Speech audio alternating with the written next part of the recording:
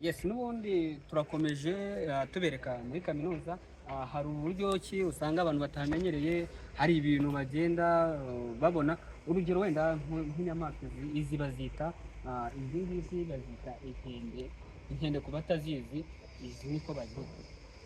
Murabona ntabwo byoroshye rero muri kubona inyamaswa ni nk'izindi.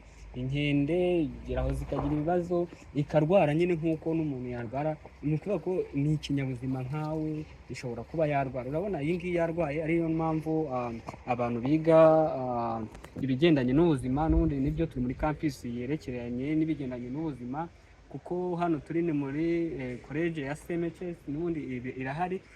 Aya mashuri niyo bakoresha, kuko hano twerekeye hano haruguru kuri CHB, urabona ko hariya ni urabona ko ni muri zone y'ubuzima. So inyamaswa nk'izi ngizi rero nazo zigira ikibazo, urabona ko yarwaye, ariko mu bigendanye n'ubuzima ni inyamaswa n'ubundi bisanzwe nk'uko n'umuntu ashobora kugira ikibazo. So icyari kigambiriwe rero nagira ngo mbereke ko n'ubundi kaminuza ni ensemble y'ibintu bitandukanye. Uri kubona ko harimo n'inyamaswa. Ubu ngubu dutambutse hirya nabereka n'ibindi, ariko turakomeje.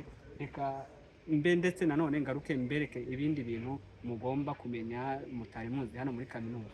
So murakoze, reka nze gato.